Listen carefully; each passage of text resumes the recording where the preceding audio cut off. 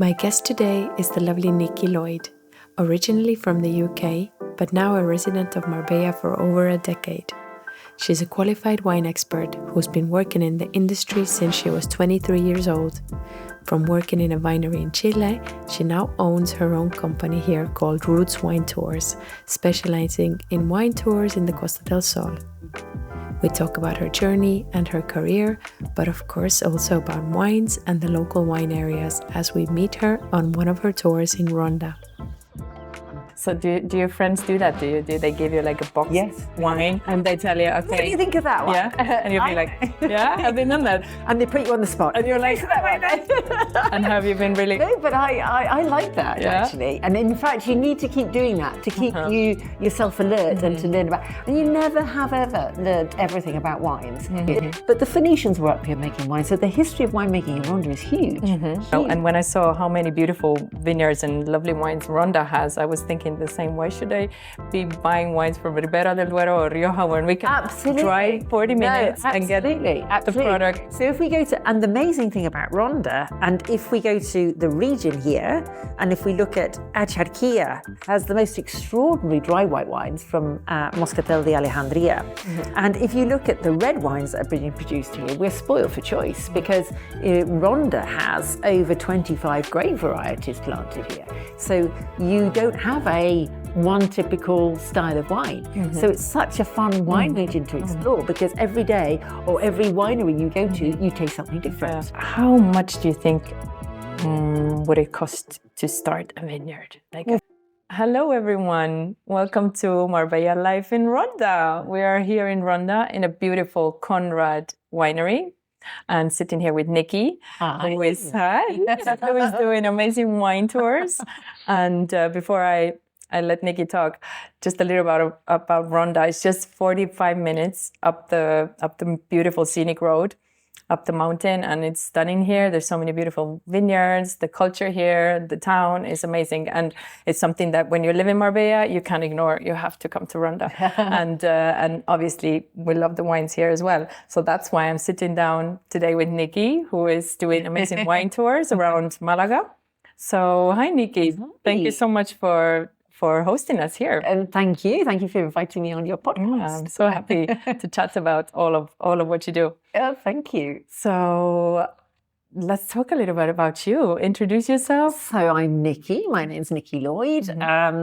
I've worked in a wine industry since the age of 23. My first job was working for a multinational drinks beverage company.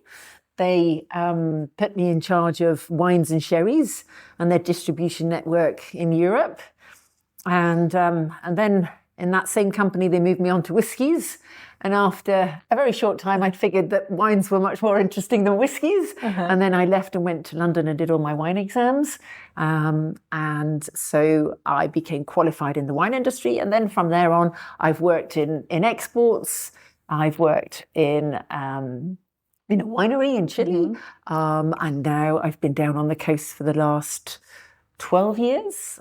Every year it's another one, and I keep forgetting that I've been here longer than I thought. So it is. And I did a master's in winemaking and wine tourism down here on the coast 7 years ago. So that gave me a better insight into what was going on in the local region. And I set up Rootz Wine Tours about 5 years ago, which encompasses wine tours, wine routes to Ronda, to Acharquia, to Manilva, and to Antequera.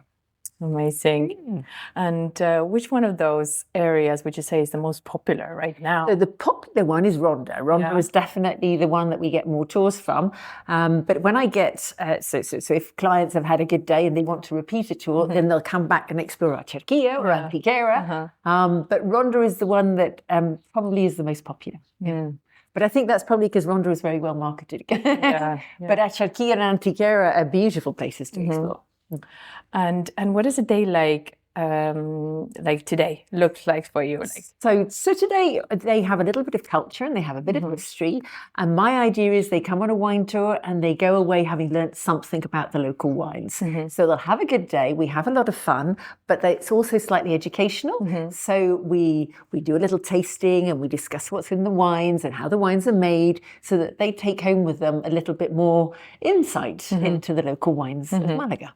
but you pick up the people on the coast? So I pick the people up first thing in the morning. So that's what we offer. That's very convenient. There's the drivers. No drinking driving. No drinking and driving. And we bring people up from the coast, and they have time to explore Ronda first thing in the morning. And then we take them to visit 2 wineries.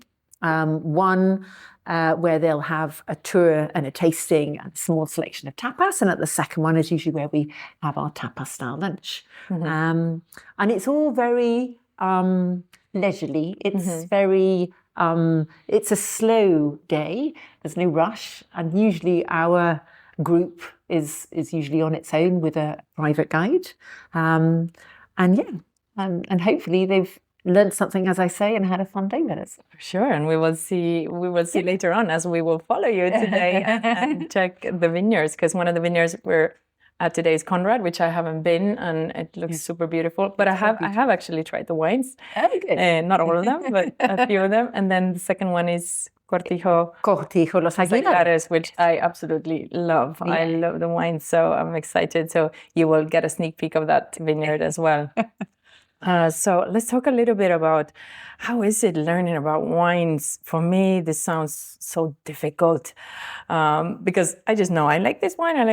Like how deep into do you go in it, and what is the hardest part? Do you think? So I would say to learn about wines, you have to have a good memory, and it's mainly bringing up a memory because you have to be able to categorize everything.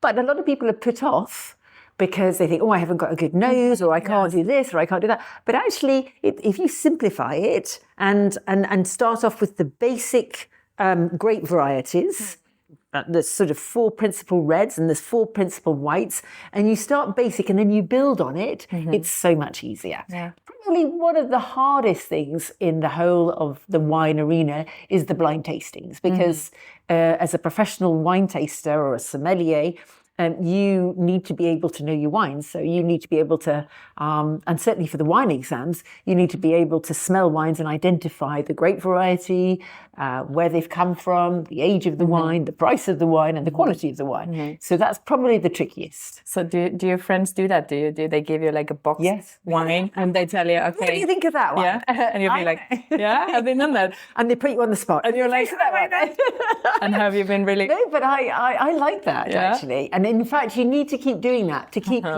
yourself alert and to learn about. And you never have ever learned everything about wines. There are always new wines coming out into the market. New indigenous grape varieties are being sort of revived in different areas. So there's always something exciting to learn in the wine industry. It's a really fun industry to work in.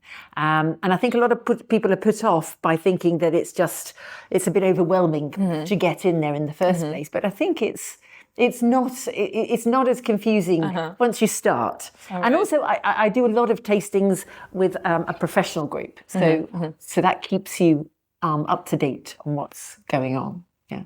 And so you must drink a lot of wine then. Well, I taste lots of wine. I like to think I'm not drinking it. I mean, I drink wine in moderation, everything in moderation. So I will drink wine, and I like my glass of wine, particularly with food. And I mean, everything in moderation. Okay, and a little bit more about Ronda. As I remember, Ronda used to be like really the favorite place for the Romans. Yes, with the wine. For the winemaking, absolutely. There's a settlement just outside Ronda called Acinipo, and they excavated there in 2015 and found Roman coins with grape bunches minted on one side and the word Acinipo on the other. Acinipo being understood to mean the city of the vines, and obviously indicating the importance of winemaking during that period. But the Phoenicians were up here making wine, so the history of winemaking in Ronda is huge, huge. But the vines were destroyed, weren't they? That's right. Very sadly, at the end of the 19th century, there was a plague. There was an insect called phylloxera that hit the coastline, but not only affected the coastline here in Malaga, but it affected the wine industry on a whole in the whole of Europe. I don't think anybody really escaped from this insect. And it fed off the roots of the vines. So very quickly, in the space of about 10 to 20 years, all the vineyards were wiped out. But just Ronda never recovered as quickly. It started recovering. Ronda never decided to. Well, it's an interesting story because Ronda had many small farmers that probably weren't only just dedicating themselves to producing vines, but they also had other crops. And when you plant a vineyard, you've got the costs. The original cost of those plants are expensive. The second element is a vine takes 2 or 3 years to establish itself. So you're not going to get a return on your investment for at least 3 years if you were making a wine that same year. But most wines are not released in the year that they're produced, not for another 1 or 2 years later, at least if it's red wine that's been aged. So you're looking at least a 5 to 8 year investment. So that's a long time for a farmer who's only got 3 hectares of land to sit there waiting for a part of it to give its return. So they go abandon winemaking up here. And so that was until the end of the 20th century. So in the 1990s, that's when they, Mr. Alfonso Ojonlon, who has the boulevard running through Marbella, named after him, decided that if the Romans had been up there and the Phoenicians, well, he was going to have a go. Yeah, I'll wait 5 years. I have the time, I think money, he had the patience. Exactly. I think he had that on his side. Yeah. So he bought a finca called Finca Las Monjas, and there's 14 hectares that he planted. And he brought with him a viticultural guru from France.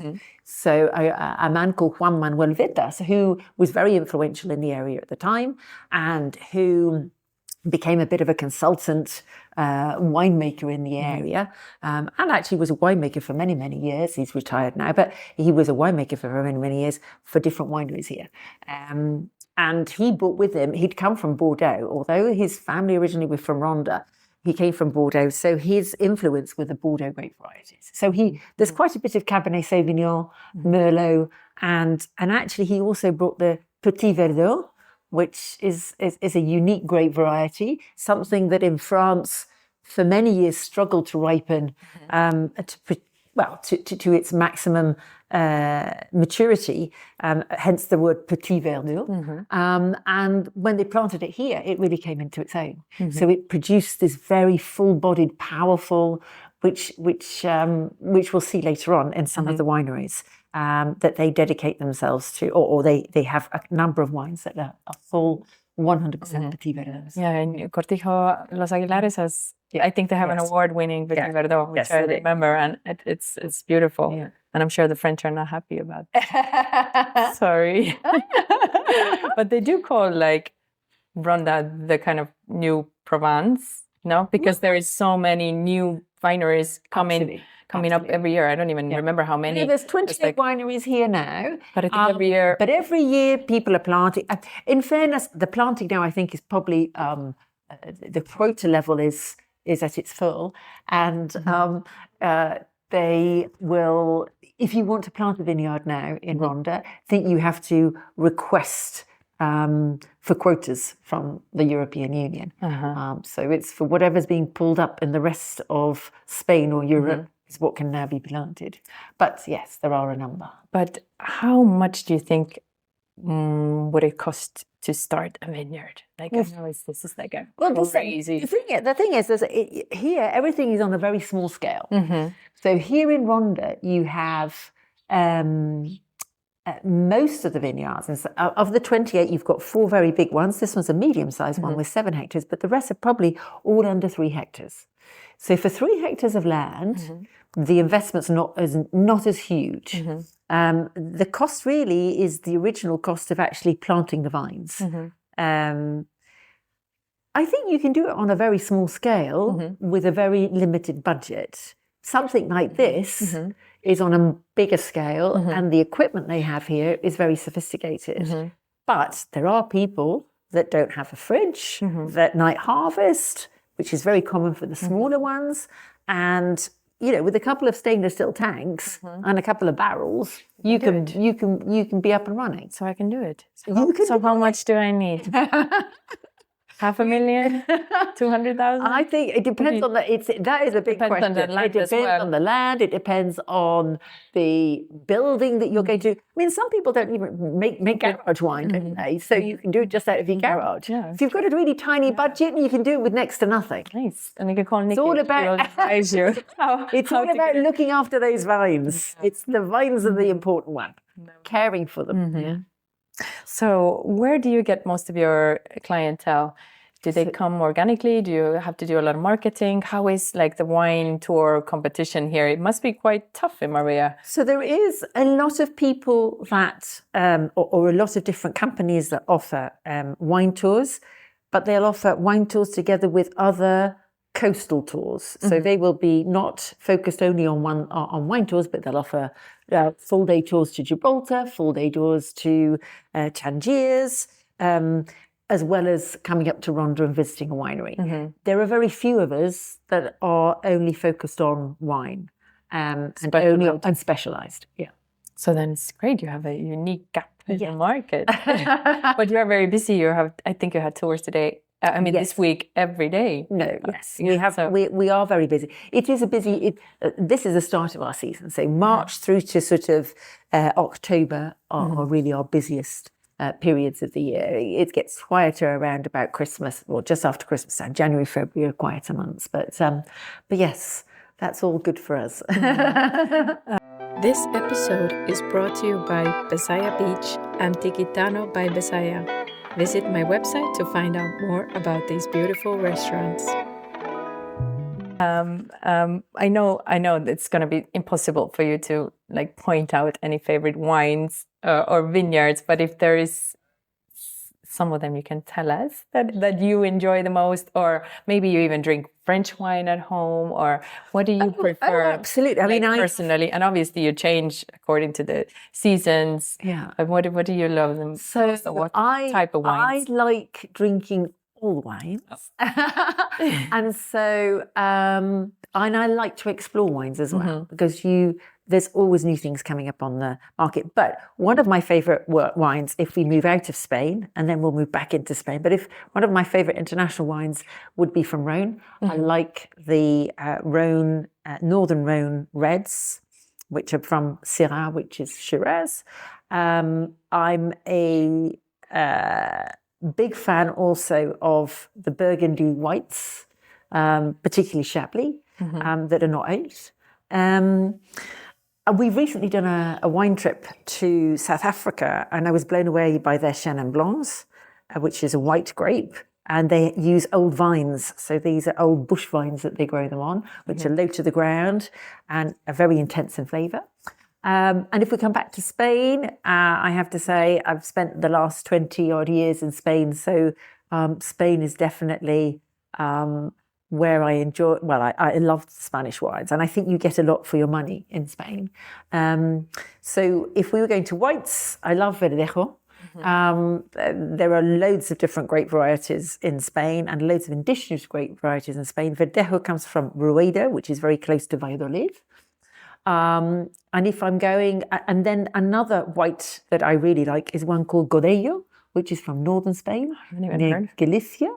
Look out for that. That's a little bit more weighty, but it's got a lovely texture. It's a lovely wine.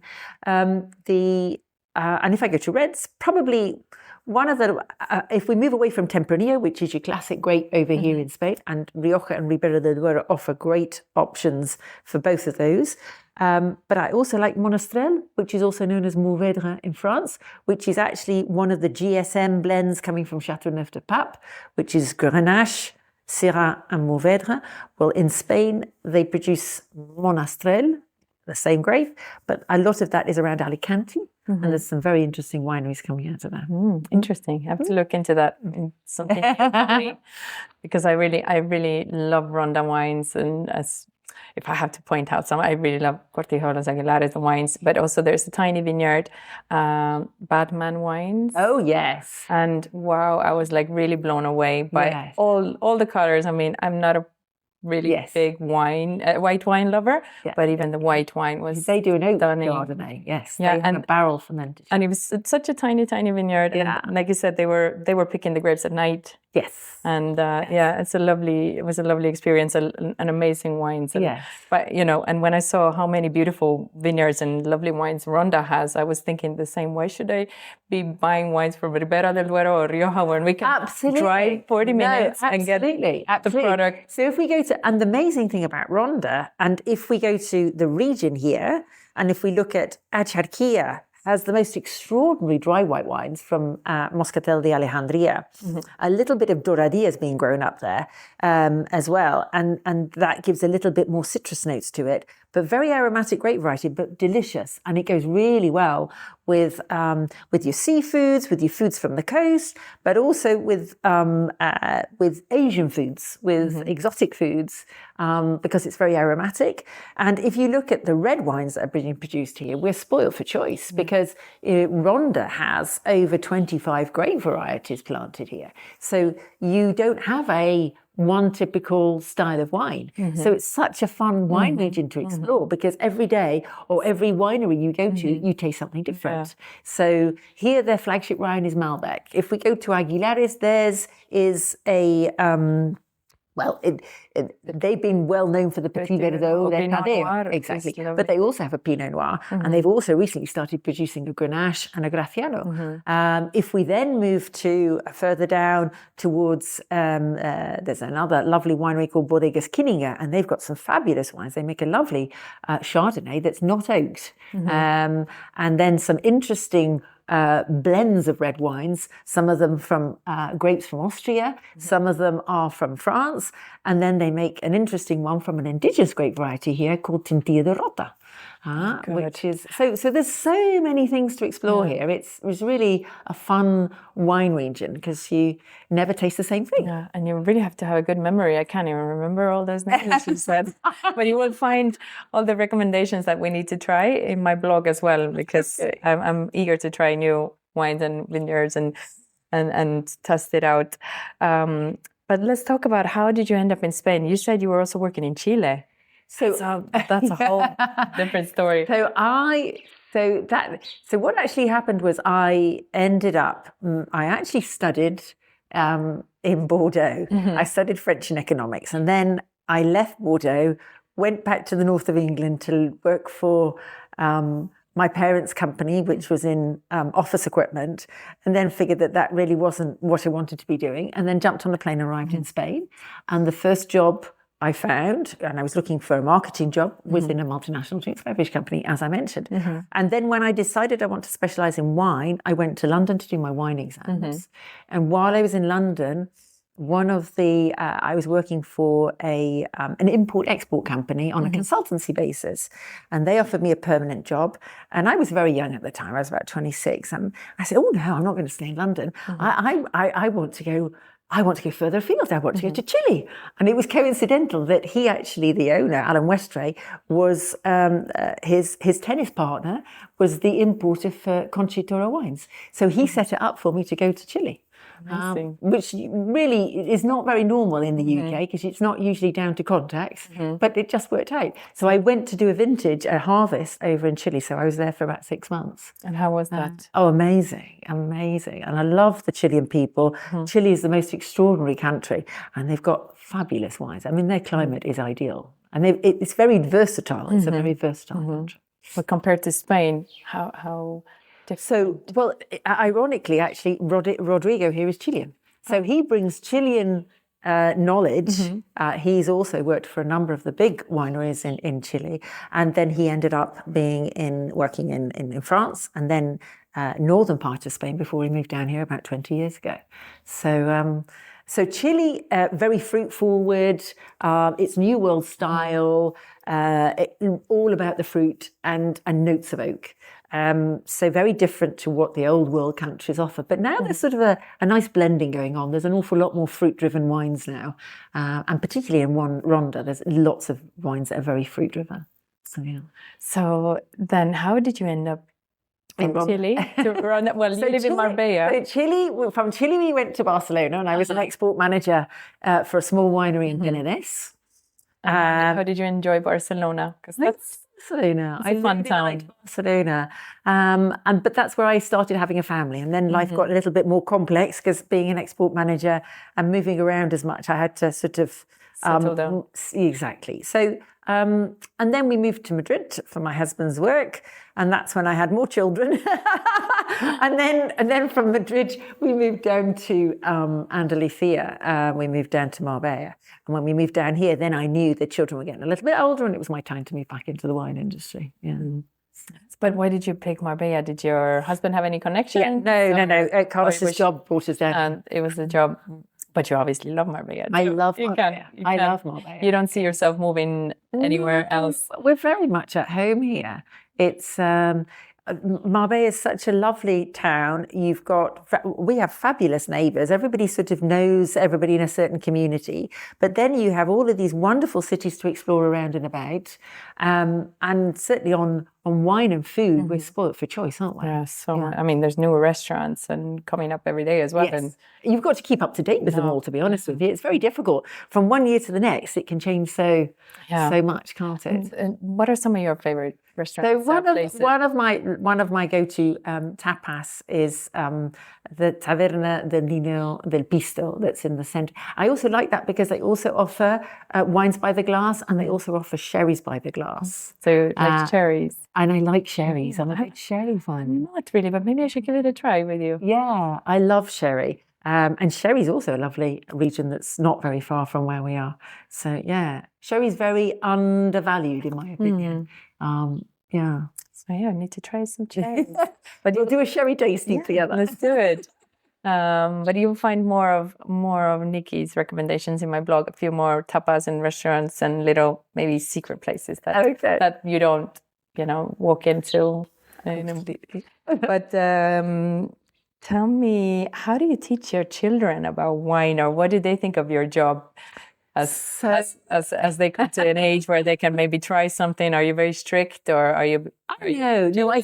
I think the most important thing is a very natural attitude to alcohol. I think if you stop people from exploring something, then you're making it off bounds, and therefore it's more interesting. Forbidden fruit. Exactly, the forbidden fruit. So no, we have we have wine on the table with most. On a Saturday and Sunday, and certainly on a Sunday when I'm doing a roast dinner, we'll always have a bottle of wine, and the girls are very open to taste the wine. My older girls will probably drink the wine. My younger daughter, who's 16, if it's a special occasion, she'll have a glass of wine with us, or she'll be drinking bubbles with us if it's a special occasion as well.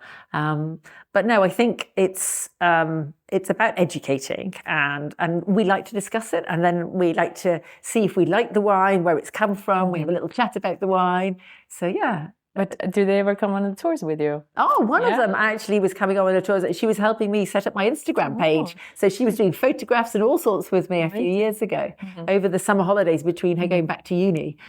So she was coming up here helping me out. But they're not pursuing their careers in wine? Not at the moment, but you never know where they might end up. The eldest one has her own business in Madrid, and the middle one is studying business and economics in Madrid, and the youngest one is still at school. So, we'll wait and see who's going to carry on your legacy. Have you ever thought about having your own little vineyard, like you said? Or we've thought about having my own little vineyard, but actually, when you come up here and you see the amount of work that goes into the wineries, I think it's a huge amount of pay. Oh, enormously. This is sort of a 24-hour-a-day job, and you never. There is so much work. And every time now they're actually doing green pruning in the vineyard. So they've got an extra team of people. Hence, you've seen a few people go behind us. Those are all the team that have been brought on to help the pruning, because there's just a steady team of 3 people that are employed here. And then they have additional people when they have to do additional activities. So all year round you have to take care of absolutely. the vines. There's always something going on in the vineyard. And then obviously during the fermentation, so during the harvest time, all your tanks are fermenting. So that's sort of 24 hours a day you're checking on everything. So it's a lot of work. And I think people do it for love. It's definitely a passion. I don't think it's something that you go into because you want to make an awful lot of money out of it. It's something that you want to do because it's something that that calls you. It's a calling. Yes. It's a creative thing that you want to do. But never say never. Maybe in No. 10 years you'll be up here. I was involved in a winemaking project actually in Antequera. So I actually do have a wine with my own name on the bag. And we designed the label. We were a small team that went up and did a project in a winery in Antequera. And yeah, that was about 6 years ago. And I still have bottles in my cellar. So Keeping those, okay. keeping those for a special occasion. So what else do you do when you're not working on the wines? Do you have any hobbies, or do you don't have free time because you have obviously kids as well? You've always got to find time, haven't you? Yeah. You've always got to have that balance. Yeah. So my hobby is dance. So I dance twice a week. Oh, I didn't know that. Yes, I dance twice a week. So I've always danced actually from a very young age. And that's what That lifts keeps my you spirit. fit as well. You're looking amazing. Thank you. But it just, I don't do it for that reason. I do it because it gives me such positive energy. What kind of dance? It's usually it's jazz dance. Nice. You see, Marbella has it all, really. You can I didn't even know there's a jazz dance. I mean, obviously there is, but Yes. if you're not into that, then Yes. no clue. But that's amazing. Yeah.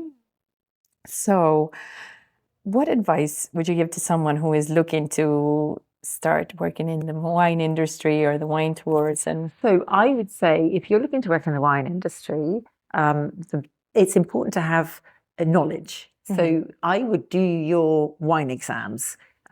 you went to do them in London. You can do them everywhere. Anywhere. And so we have people in our team that are doing wine exams at the moment. So those are there's an organisation called the Wine and Spirits Education Trust, and in the wine industry, those are very recognised exams.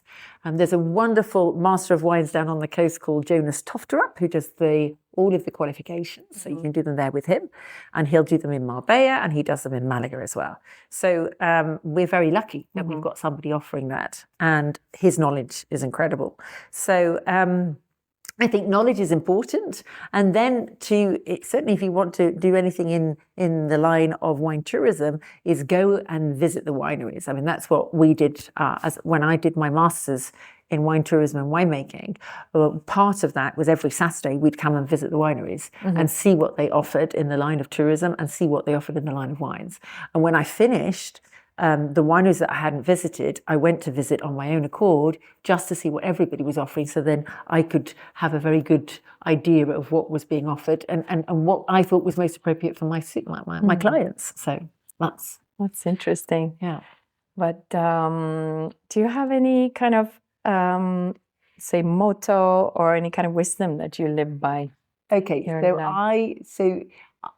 in my house, my girls will laugh at this, but absolutely, I have so many mottos. In fact, we have a WhatsApp group just for the family for a quote of the day, and we all put a quote of the day, or somebody takes the initiative in the morning to do so. And in my house, we have a quote board. But my motto day to day would be something like over prepare and then go with the flow. That's a good one. Yeah. So yes. And then on the other side, probably my wisdom would be, if in doubt, just take the next small step.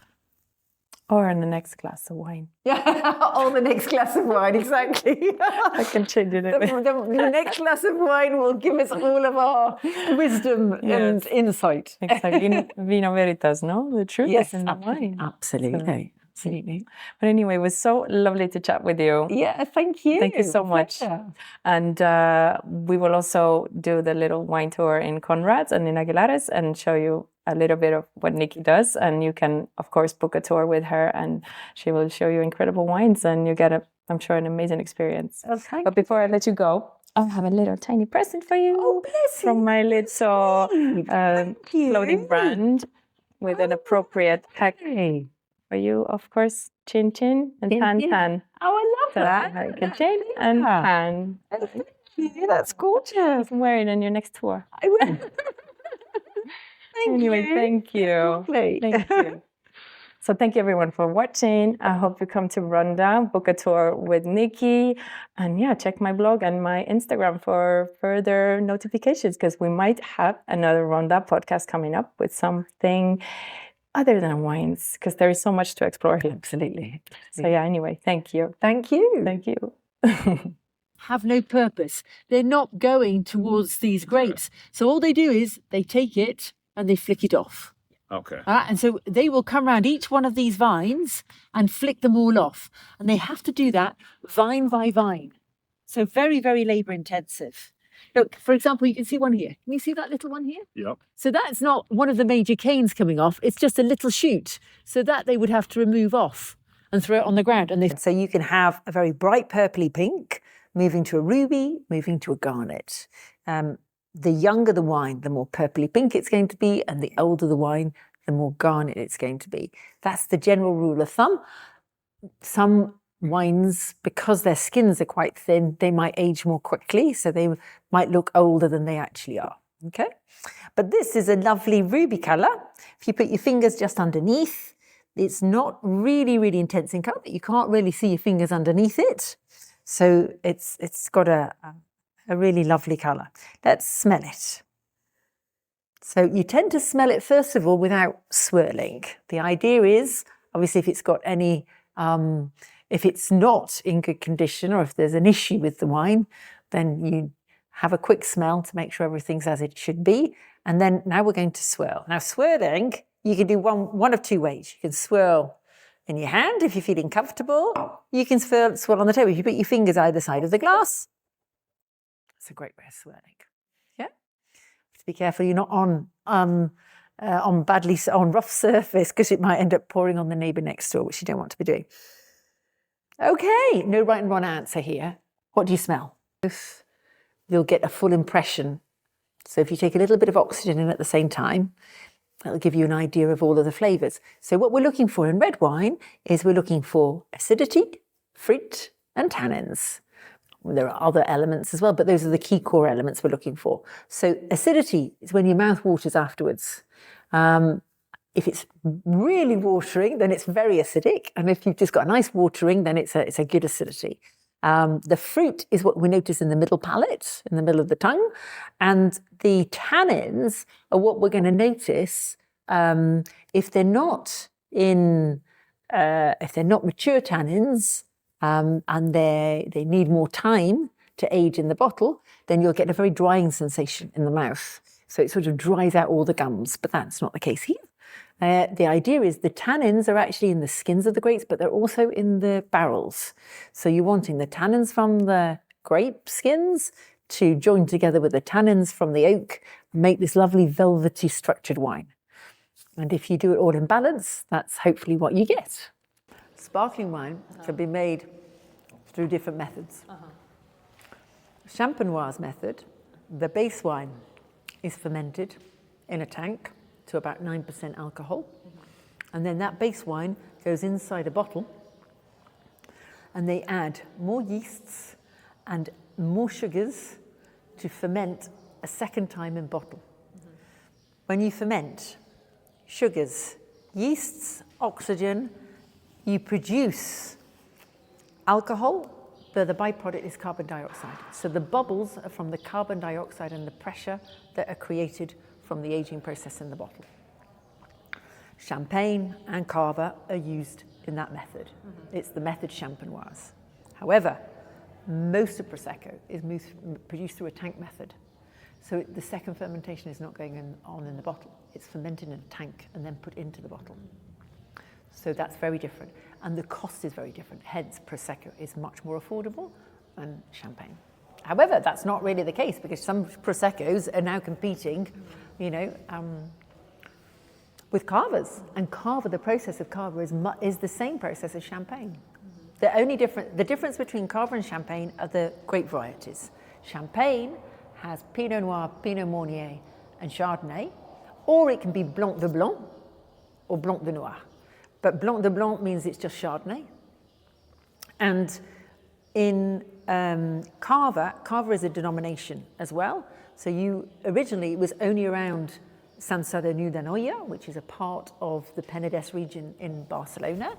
And they were making it from Xarel·lo, Macabeo, and Parellada. So those are three grapes that are very different, and those are native grapes to that region.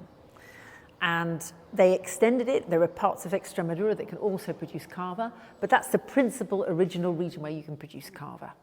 I think now cava have allowed Chardonnay to go into the blend, but that was the original. This episode is brought to you by Summer Mood, sustainable clothing that is comfy and chic. Visit the online shop summermood.com.